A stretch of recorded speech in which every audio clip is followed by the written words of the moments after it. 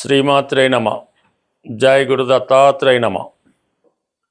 ఈ వీడియోలో మనం ఫిబ్రవరి 17వ తారీఖున కుంభరాశి యందు ఏర్పడబోతున్న పంచగ్రహ కూటమి, అలాగే ఈ 17వ తారీఖున అమావాస్య ఏర్పడుతుంది.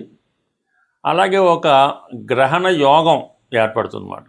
అంటే గ్రహణ యోగం అంటే సూర్యుడు, చంద్రుడు, రాహు ఒకే రాశిలోకి వచ్చినప్పుడు గ్రహణం యోగం ఏర్పడుతూ ఉంటుంది. ఈ గ్రహణ యోగంలో పుట్టినటువంటి జాతకులు ఎవరైనా ఉంటే వాళ్ళు జీవితంలో అనేక ఒడిదుడుకులు, ఇబ్బందులు ఎదుర్కోవడం జరుగుతూ ఉంటుంది. అంటే సాధారణంగా ఈ యోగాలు పుట్టినప్పుడు ఉన్నటువంటి యోగాలు ఆ వ్యక్తి యొక్క జీవితాంతం ఏదో విధంగా వెంటాడుతూ ఉంటాయి. అందుకనే వారు పుట్టినప్పుడు తగు విధమైనటువంటి పరిష్కారం చేసుకుంటే ఆ యోగం ఇబ్బంది లేకుండా జాతకుడు అభివృద్ధికి మళ్ళా కారణం అవుతూ ఉంటాయి. అలాగే ఈ ధనిష్ట 3-4 పాదాలు, శతభిషం 4 పాదాలు, పూర్వభాద్ర 1, 2, 3 పాదాలు ఈ కుంభరాశిలో ఉంటాయి. అంటే ఈ టైంలో ఎవరైనా మనకి ఈ ఫిబ్రవరి 17, 18, 19వ తారీఖు కొంతవరకు జన్మించినటువంటి పిల్లలు ఎవరైనా ఆ టైంలో జన్మిస్తే వారి జాతకంలో ఈ గ్రహణ యోగం ఏర్పడుతూ ఉంటుంది. కంపల్సరీగా వాళ్ళు ఆ టైంలో పుట్టిన పిల్లలకి శాంతి పరిహార కార్యక్రమాలు చేసుకోవడం వల్ల వాళ్ళ జీవితంలో అభివృద్ధి కలుగుతూ ఉంటుంది. మొత్తం మీద ఏంటంటే ఇప్పుడు ఏర్పడినటువంటి ఈ అమావాస్యతో కూడినటువంటి గ్రహణ యోగం వివిధ రాశుల వారికి ఏ విధంగా లాభపడుతుంది, ఏ విధంగా నష్టం జరుగుతుంది అన్న విషయాన్ని వివరంగా తెలుసుకునే ప్రయత్నం చేద్దాం. మేషరాశి వారికి కుంభరాశిలో ఏర్పడినటువంటి గ్రహణ యోగంతో కూడినటువంటి పంచగ్రహ కూటమి, అది అమావాస్య రోజు ఏర్పడడం వల్ల మరి మేషరాశి వారికి ఎటువంటి లాభం కలుగుతుంది? ఎందుకంటే 11వ స్థానంలో ఏ గ్రహం వచ్చినా కంపల్సరిగా ఆ గ్రహ కారకత్వాల ద్వారా జాతకుడికి లాభం కలుగుతుంది. అయితే ఇక్కడ అమావాస్య, రాహు, రవి ఇవన్నీ ఉండడం వల్ల జాతకుడికి ఒక విధమైనటువంటి ప్రభుత్వ పథకాల వల్ల లేదంటే ప్రభుత్వ కాంట్రాక్ట్ వల్ల లాభం వచ్చే అవకాశం ఉంది. మరొక విధంగా చెప్పాలంటే మీకు వచ్చినటువంటి ఒక గొప్ప అవకాశాన్ని ఇతరులకు ఇవ్వడం ద్వారా మీరు విశేషమైన లాభాన్ని పొందడం జరుగుతూ ఉంటుంది. మీకు ఏ కార్పొరేటర్ సీటో వచ్చింది, పోటీ చేయడానికి అన్ని సర్వం సిద్ధం చేసుకున్నారు, ఎమ్మటినే వేరొకరు వచ్చి అపోయింట్ పార్టీ వాళ్ళు మిమ్మల్ని డ్రాప్ అయిపోమని లేదంటే పార్టీ ఆదేశానుసారం మిమ్మల్ని డ్రాప్ చేసి మీకు దాని బదులుగా ఒక 5 లక్షలు, 10 లక్షలు, 1 కోటి రూపాయలు నజరానా ఇచ్చే అవకాశం ఉన్నది. అటువంటి అవకాశం వచ్చే అవకాశాలు ఉన్నాయి. ఊహించని ధనలాభం వచ్చే అవకాశం ఉంది. దాంతోపాటుగా ఈ శుక్రరాహులు కలయిక వల్ల ఏంటంటే అనూహ్యంగా భార్య తరపు నుంచి విశేషమైనటువంటి ఆదాయం లాంటిది రావడం జరుగుతూ ఉంటుంది. అంటే గతంలో ఎప్పుడో మీకు ప్రామిస్ చేసి ఉంటారు, ఇంత డౌరీ ఇస్తామని, ఇంత పొలం ఆస్తి ఇద్దామని అంటారు. ఇది అనూహ్యంగా మీకు వచ్చే అవకాశం ఉన్నది. దాని తర్వాత ఒకే కుటుంబానికి చెందినటువంటి 2 వ్యక్తులు లేదంటే 2 స్త్రీలు మీకు సడన్గా పరిచయమై మీ యొక్క వ్యాపార అభివృద్ధికి కారణమవుతుంటారు. లేదంటే మీరు ఆశించిన సహాయ సహకారాలు ఆ స్త్రీల వల్ల మీకు లభించే అవకాశం ఉంది. అది అక్క చెల్లెళ్ళు అవ్వచ్చు, బాగా స్నేహితులు లాంటి 2 ఫ్రెండ్స్ ద్వారా కూడా మీకు సహకారం లభించే అవకాశం ఉన్నది. అలాగే విద్యార్థులకి ప్రధానంగా మీరు దేశ విదేశంలో ఎక్కడ ఉన్నా సరే క్యాంపస్ ఇంటర్వ్యూ ద్వారా అంటే విదేశ సంస్థల్లో, అది సాఫ్ట్వేర్ రంగంలో మీకు ఉద్యోగ అవకాశాలు రావడం జరుగుతూ ఉంటుంది. అంటే మీరు కొత్తగా క్యాంపస్లో ఉన్నాం, ఉద్యోగం కోసం ప్రయత్నం చేస్తున్నాం, మీకు చాలా చక్కని ఉద్యోగం ఈ సాఫ్ట్వేర్ రంగంలో విశేషమైనటువంటి జీతంతో వచ్చే అవకాశం ఉంది. కొన్ని సందర్భాల్లో మీరు ఏదైనా ఒక ప్రైవేట్ సంస్థల్లో ఒక వ్యక్తి దగ్గర ఒక సంస్థలోనో పనిచేస్తున్నప్పుడు ఇతరులకు తెలియకుండా మీ ఒక్కరికి మాత్రమే బెనిఫిట్ కలిగే విధంగా ఏదైనా ఒక మీకు జీతం పెరగడం కానీ, ఒక అవార్డు లాంటిది ఇవ్వడం కానీ, లేదంటే కొంత బహుమతి లాంటిది మీకు లభించే అవకాశం ఉంది.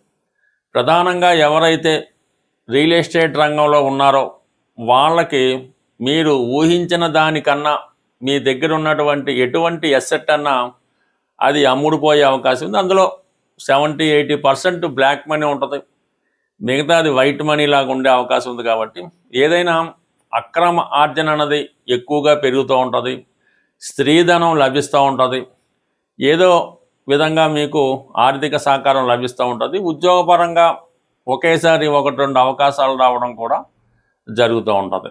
బట్ ఏదైనప్పటికీ కూడా ఇప్పుడు వచ్చినటువంటి అవకాశాలు బాగున్నప్పటికీ కూడా 12వ స్థానంలో శని భగవానుడు ఉండడం వల్ల, 9లో 10వ స్థానంలో కుజుడు దిగ్బలుడై ఉండి, ఈ 11వ స్థానం అన్నది ఏదైతే 5 గ్రహాలు ఏర్పడ్డాయో అది పాపకర్తారి యోగంలో ఏర్పడడం వల్ల మీకు ఇప్పుడు వచ్చినటువంటి చెప్పినటువంటి లాభాల్లో ఏది వచ్చినా సరే దాని తర్వాత మీకు దాని యొక్క ఇబ్బందులు నష్టాలు కూడా జరిగే అవకాశం ఉంది. కాబట్టి ఈ సమయంలో మీరు ఏదైనా అనెతికల్గా, అన్యాయంగా, అక్రమంగా ఏది వచ్చినా సరే 1-2 సార్లు ఆలోచించి నిర్ణయం తీసుకోవాలి. సాధ్యమైనంత వరకు దాన్ని వదులుకోవడమే మంచిది. నిజాయితీ అయిన మార్గంలో మీకు ఎప్పటికన్నా వస్తుంది. ఇప్పుడు టెంపరీగా వచ్చే ఇటువంటి సౌఖ్యాలు సుఖాల వల్ల ఫ్యూచర్లో జాతకుడు నష్టపోయే అవకాశం ఉంటుంది. ఇప్పుడు మన ప్రస్తుత 17వ తారీఖున ఏర్పడుతున్నటువంటి అమావాస్యతో కూడుకున్నటువంటి గ్రహణ యోగం, అంటే దీనివల్ల చంద్రుడు ఇబ్బంది పడతాడు. అంటే చంద్రుడు బలహీన పడిపోతుంటాడు. పూర్తిగా బలహీన పడిపోవడం వల్ల కొన్ని రాసుల వారికి అది ఇబ్బంది కలుగుతూ ఉంటుంది. అలాగే రవి ఎప్పుడూ బలవంతుడిగానే ఉంటాడు, కానీ గ్రహణం పట్టిన సమయంలో రవి కూడా బలహీనం పొందుతూ ఉంటాడు. కంప్లీట్గా ఆ యోగ ప్రభావం వల్ల రవి తన సంపూర్ణ ఫలితాలు ఇవ్వడంలో ఆసక్తులు అవుతుంటాడు. ఆ కారణం వల్ల రవికి సంబంధించినటువంటి రాశుల వారు కూడా ఈ సమయంలో ఇబ్బంది పడడం జరుగుతూ ఉంటుంది. అయితే సహజంగా బుధుడు కూడా అదే రాశిలో ఏర్పడడం వల్ల ఈ బుధుడికి రవి వచ్చినప్పుడు ఈ బుధాదిత్య యోగం అనే యోగం ఏర్పడినప్పటికీ అక్కడ రాహు కూడా కలడం వల్ల, అంటే రాహు సాధారణంగా బుధుడికి ఏమి ఇబ్బంది పెట్టడం. రాహు బుధుడు గురు శిష్యులు లాంటి వాళ్ళు అన్నమాట. బుధుడు ఏ రాశిలో ఉంటే ఆ రాశి ఫలితాలలాగా రాహుతో కలడం వల్ల రాహు యొక్క ఫలితాలు ఇవ్వడం జరుగుతూ ఉంటుంది బుధుడు. సో ఆ కారణం ఏంటంటే బుధుడు అత్యంత మేధావిగా మారుతూ ఉంటాడు. బుధుడికి మంచి సహకారం లభిస్తూ ఉంటుంది రాహు వల్ల. ఇది సైంటిఫిక్గా పరిశోధనా రంగంలో ఉన్న వాళ్ళకి, బాగా విద్యావంతులకి, మేధావులకి ఇది బాగా ఉపయోగపడుతూ ఉంటుంది. అయితే శుక్రుడు కూడా రాహు మిత్రులు అవుతుంటారు. ఈ రాహు శుక్రుడితో కలియడం వల్ల ఈ శుక్రుడు సంబంధించినటువంటి రాశుల వారికి కొంతవరకు వారు ఎక్కువగా జీవితంలో ఏదైతే సాధించాలని కోరుకుంటూ ఉంటారో అవి సాధించడం జరుగుతూ ఉంటుంది. ముఖ్యంగా ఏంటంటే ఏదైనా ఒక వ్యక్తితో పరిచయాన్ని కోరుకోవడం కానీ, ఏదైనా ఒక పెద్ద వాహనం కానీ, గృహం కానీ కొనుక్కుందామనే ఆలోచన కానీ, ఎన్నాళ్ళుగానో ఎదురు చూస్తున్నటువంటి వ్యక్తుల్ని, అంటే మరి అబ్బాయిలైతే అమ్మాయిల్ని కలుసుకోవడం, అమ్మాయిలైతే అబ్బాయిల్ని కలుసుకోవడం జరుగుతూ ఉంటుంది. అంటే ఇది ఎవరి జన్మ జాతకంలో అయినా ఈ రాహు శుక్రుడు కలిసి ఉన్నప్పుడు అది ఒక విధమైనటువంటి కోర్కెలతో కూడుకున్నటువంటి వ్యభిచార దోషం లాంటిది అవుతూ ఉంటుంది. సో ఈ విధంగా ఈ 5 గ్రహాలు మరి కుంభరాశిలో కలిసడం వల్ల అక్కడ ఈ రాహు ఉండడం వల్ల, అంటే రాహు మొత్తం ఈ అన్ని గ్రహాలని కూడా వాటి యొక్క ఒరిజినల్ కారకత్వాల్ని నాశనం చేస్తూ ఉంటాడు. రాహు ఒక విషగ్రహం, ఒక రాక్షస గ్రహం, ఒక అవినీతికి సంబంధించినటువంటి అనెతికల్ గ్రహం మాట. అతనికి ఇప్పుడున్నటువంటి చట్టాలతో కానీ, ధర్మంతో కానీ, న్యాయంతో కానీ ఏ విధమైన సంబంధం ఉండదు. తాను అనుకున్నది ఎలాగన్నా సాధించాలనే మనస్తత్వం ఉంటుంది. అంటే ఒక విధమైన వావి వరసలు ఉండవు, ఒక విధమైన నీతి అవినీతి ఉండదు, ఇది న్యాయం ఇది తప్పు అన్నటువంటి ఏమీ లేకుండా రాహు అనెతికల్గా ప్రవర్తిస్తూ ఉంటాడు. పైపెచ్చు రాహుకి మరి కుంభరాశి ప్రస్తుతం స్వక్షేత్రం అవటం వల్ల అత్యంత బలవంతుడైనటువంటి రాహుతో ఈ మిగిలిన 4 గ్రహాలు కలవడం వల్ల వాటి యొక్క కారకత్వాలు ఇబ్బంది పడుతూ ఉంటాయి. అంటే ఇక్కడ రవితో కలియడం వల్ల మరి ఎవరికైనా తండ్రి గారి యొక్క అనారోగ్యం కానీ, తండ్రి గారు నష్టపోవడం కానీ, పిల్లలకి ఇబ్బంది కలగడం కానీ జరుగుతూ ఉంటుంది. అంటే రవి కారకత్వాలు పాడవుతాయి. చంద్రుడు కారకత్వాలు తల్లిగారికి అనారోగ్య సమస్యలు, ఏదైనా హెల్త్ ప్రాబ్లమ్స్, ఆవిడ జీవితంలో స్ట్రగుల్ పడడం జరుగుతూ ఉంటుంది. అయితే శుక్రుడు రాహు మిత్రుడు అవడం వలన అప్పటిదాకా చాలా నిజాయితీగా సాంప్రదాయంగా వెళ్తున్నటువంటి వాడు అన్య స్త్రీల మీద వ్యామోహం పెంచుకోవడం, ఇతరుల యొక్క ధనం మీద ఆశ పెంచుకోవడం, ఏదో విధంగా ఎదుటి వారి యొక్క ఆస్తులను కానీ వారి యొక్క స్త్రీలను కానీ అన్యాయంగా దోచుకోవాలనే ప్రయత్నం చేయడం జరుగుతూ ఉంటుంది. చాలా అనెతికల్గా ప్రవర్తిస్తూ ఉంటాడు. చాలా లగ్జరీ లైఫ్ అనిపిస్తూ ఉంటాడు. సో బుధుడు రాహుతో కలియడం వలన పెద్ద పెద్ద వ్యాపార అవకాశాలు దగ్గర ధనం ఉన్నా లేకపోయినా పెద్ద పెద్ద సంస్థలు స్థాపిద్దామని, కోట్లలో రొటేషన్ చేద్దామని ఎదుటి వారికి భ్రమ కల్పించేలాగా తన యొక్క ఐడియాలు ఇవ్వడం జరుగుతూ ఉంటుంది.